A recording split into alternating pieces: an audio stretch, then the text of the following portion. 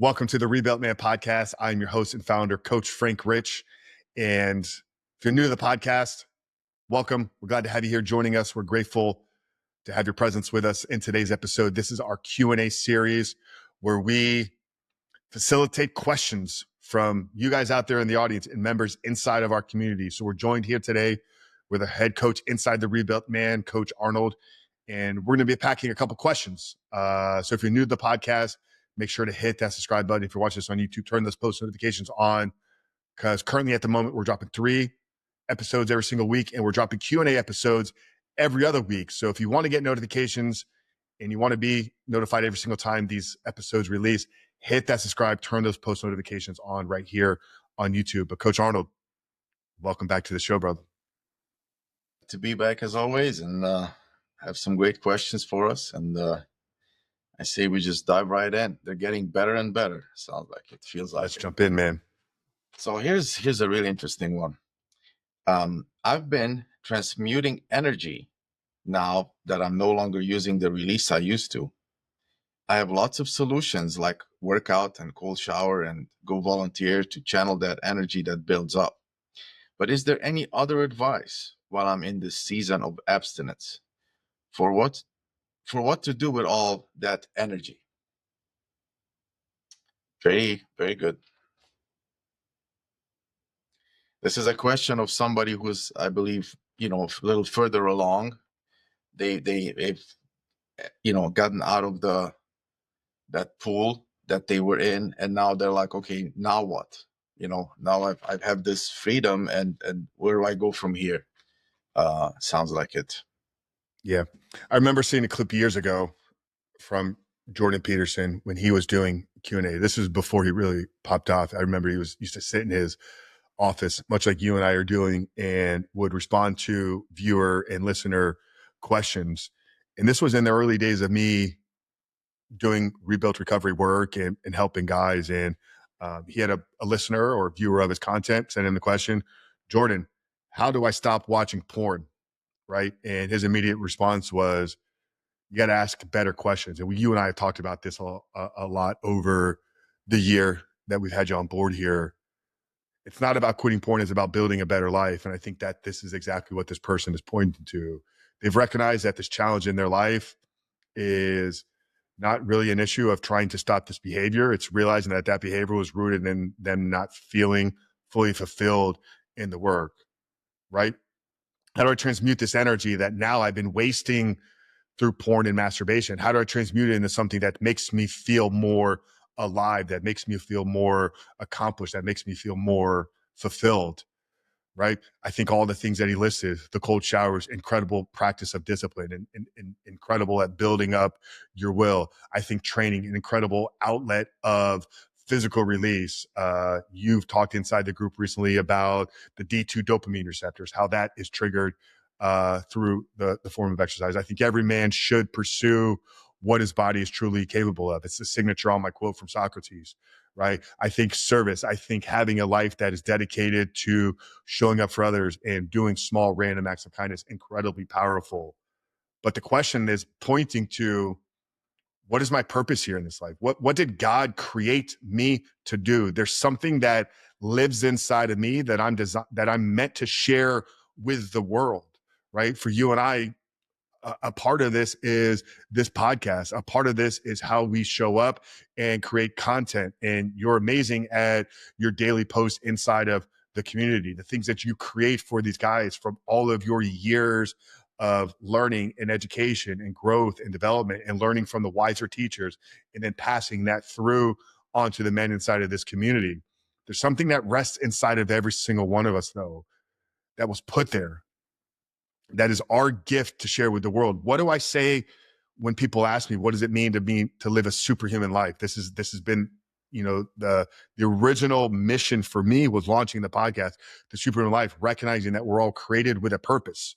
There's something that God put us here to do, but knowing that isn't the end of the race. It's developing that purpose intentionally and then sharing it with the world. So some people, this shows up in the form of content creation and leadership. For some people, this shows up in the form of music and art and literature. For some people, this shows up in a lot of different areas: building companies, building businesses, leading families, getting into ministry work, serving others, being a big brother.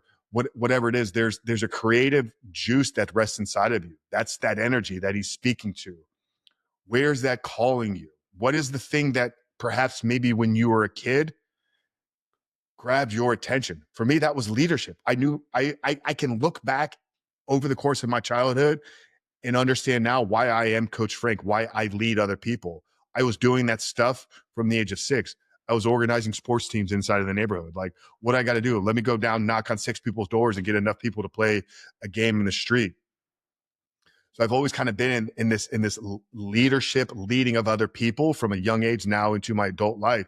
Even in my early stages of my career, like the things that I excelled at were typically in coordinating collective teams to move towards a progressive goal. That's a definition of leadership, the ability to coordinate action to work toward a desired outcome. Now I do that in the realm of leading the rebuilt man. But I think for this individual, it's asking the question, hey, what do you do well? Right? Like, what innately just comes easy to you? What do people ask you advice on? What problem do you want to solve in the world? Who do you care about? I did a podcast at the end of 2020 on the Superhuman Life, 5 questions to ask yourself to discover your purpose. What is it that's bugging you right now? Right? What problem out there in the world when you're alone and you have some time in your own thoughts comes up and you're like, how do I solve this problem? Right? Who do you care about? Who do you want to serve? What intuitively comes easy to you? And then what opportunities are sitting in front of you right now? And then going through this process, and I'll link that podcast down here in the show notes for anybody that wants to check that out, because I think that's essentially what this person is pointing at, is now that I know that I'm not shackled to this behavior, right? I'm not chained to this addiction anymore. I'm realizing that it was never truly about the addiction. That addiction was feeding the thing in me that I wasn't pursuing. So what is that thing that I have to pursue? And it's different for every single one of us, but something lives inside of you that you know is there. And that's where you need to kind of focus in on. And you don't have to have the question solved 100% right now. You got to take the first step, because the first step will reveal the next one, right? That Martin Luther King quote, like, you don't need to see the entire staircase. You just need to see the first step. So I don't know, man. That's how I kind of process this question. I'm curious for you, because you've had some time to kind of chew on this a little bit longer than I have. Curious where this is taking you. Well, the first thing that I thought of when I heard this transmuting energy, I immediately, thought of Napoleon Hill, right? Sexual transmutation, because he's clearly talking about sexual energy, because that is what's coming from this abstinence. I just didn't like the word season of abstinence. That's not a season, because that eventually implies that's going to have an end. I know what he meant, but I would prefer for him to say, okay, now that I made it this far, what do I do from here? So transmuting energy, transmuting like sexual energy, that's what your reservoir of sexual energy starts to fill up as you stop wasting it. And what really is sexual energy? Well, it's creative energy. And by being creative, not necessarily in an artistic way, but it simply means making something instead of releasing something. And that's what we've all done, right? Just we feel like we have this extra energy and we just use it for things that are not bringing anything back. They're just literally wasting it. But of course, that consumes us in time. Instead of investing it, we're wasting it. And people like him and so many others that find themselves ridding themselves of this addiction, then all of a sudden they find all this new, not just energy, but that energy really is drive, motivation, and intensity and focus. And what do I do with all this? Well, that's why in our program in week 2, we lay out your goals, long-term goals, right? That's what you want to focus on with all this newly found power that was there all along. You just wasted it. But that's why it's so important. It's in the beginning of our program. We make sure that you have a worthwhile goal to shoot for, a template. So once you have all this energy, now you can invest it in something worthwhile rather than just wasting it. That's why it's so important, because that tells me that the person who asked this question didn't quite nail that template down yet completely, or he might have to revisit it to say, okay, let me see where, because none of us really should wonder like, oh, I have all this drive, what do I do with it? That just means you don't have a direction yet. Like if you have a very powerful, nice car, you're not going to ask for what I do with it. You already know where you should drive it. That's why that's so important to kind of establish beforehand and get as clear as you can with it, which is what we do, right? In our program, we urge the guys to be extremely clear. This is what I want. Make steps, like you do a long-term goal, a short-term goal, and then all the way breaking it down to small pieces that are come down to the daily five. Like you literally work towards it every day. So as you work through this and you become abstinent, you have more energy available to you, and then you can go turn right back around and invest it in that goal you laid out so clearly. So that's what comes to mind when I look at this and see this. And yes, cold showers, volunteering, all of these things I feel like are a great way to um, perhaps even create more of that energy, but there are more constructive ways to invest it, to help serve others, to be a bigger service, because now you have more available, and if you have your cup is more full, you can give more to others without it um, being taken from you to the point where, I always say you can't help others if your cup is empty. But if your cup is full and starts overflowing, that's when you really. So that's why it's so important to help yourself first before you help others. So now this person has a very good problem in a sense. How, hey, I'm here. I have all this energy, all this. What do I do with it? Well, there's so many things you can do, and it's all positive, but it's important because if we don't set that goal, we can redirect that energy back to where it used to go if we don't have a clear direction. And that's why it's so important to have clarity. And that's why we make that a beginning part of the program to set that goal very clear and detail it as well as you can. So then whenever you get to this point, you know exactly what to shoot for, because you can have the best plane in the world, but if the pilot doesn't know where it's going, you're just drifting around. And then back to Napoleon Hill, right? You become that drifter, and eventually that drifter makes its way back to the old habits that you used to do that you don't want to do anymore. So yeah, that's my take on this. Yeah, yeah, and that's important context too. I think for the people that are watching and listening right now, that this particular question was from somebody that is inside of our program, is inside of our community, and has had bouts of success of walking in freedom. So you can you can tell by the context and the frame of the question that this person is past understanding the management of the behavior, the willpower, the discipline. They got all those practices in place, but you pointed at something very important, that if you don't get clear on where it is you're going as this new person, you don't have a continued desired aim and outcome that you're working towards, that energy that you're speaking of may get to the point where it becomes overwhelming, right? And not a guarantee that's going to lead to sliding backwards, right? But if you don't have an outlet of a creative outlet of where you're putting all this, and once again, it's not going to be creating in the way that maybe a lot of people think about it, art, music, literature. It could be, right, building of something, learning of a new skill, taking that service work and building something more passionate. But like I said, it's going to be solved in looking at the problems that are out there in the world, which there are a lot of them, and then figuring out which one am I uniquely catered to solve, and then you create the solution for it, right?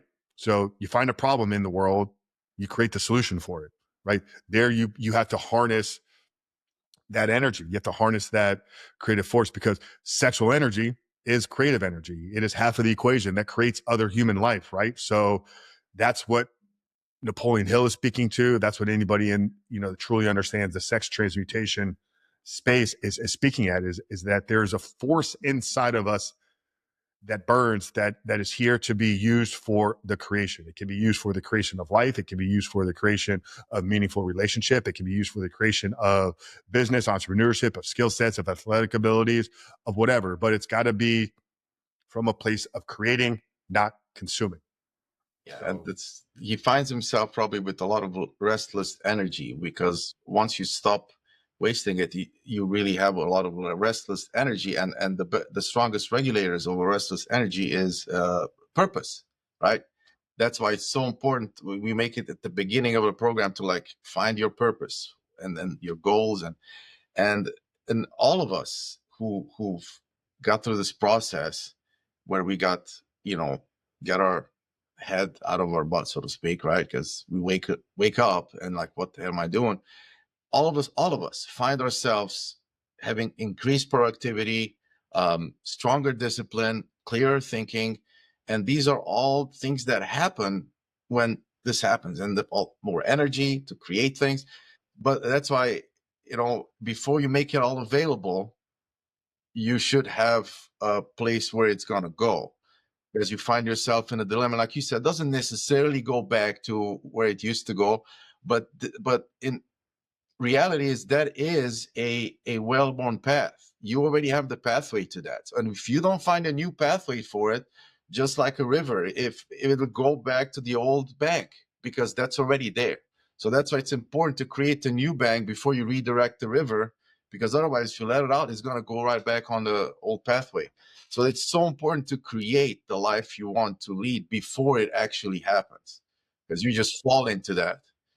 absolutely. And guys, if you're out there and you're not yet where this individual that asked this question is, if you've been bumping up against the wall here, if you find yourself still slipping and relapsing, if you don't know what your purpose outside of porn is, and you're looking for a pathway and a framework to walk you through that process, for the first time ever, we've taken our program, the Reboot Your Life, the number one transformative program for men that are struggling with pornography. And we've made it easily digestible and accessible to everybody in the world. Our brand new book has been launched. It's called The Porn Free Man, where we take the entire 12-week framework and put it into a one done for you solution. The best part about this is it is only $7.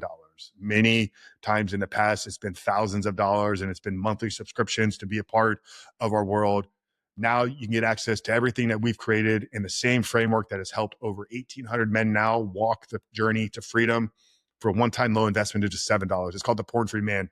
Included is over $800 of bonuses as well. If you visit therebuiltman.com/porn free, or click the link down there in the show notes below, you get access to this book here today for just $7, and begin moving your life in the direction of the person that asked this particular question here today, getting free from porn, but ultimately understanding that God created you for something more. There's a purpose, there's a creative force that lives inside of you, and we want to help you unlock it. So visit therebuiltman.com/porn free to get access to the entire 12-week framework today for just a one-time low investment of just $7. But Arnold, as always, man, we appreciate you showing up, bringing your wisdom, bringing your questions, bringing your insights to these men out there. As always, guys, if you're new here, rate, subscribe, review, share this with as many people as possible. And we'll see you guys in the next one. God bless you guys. Check out the Porn Free Man, therebuiltman.com/porn free. We'll see you inside.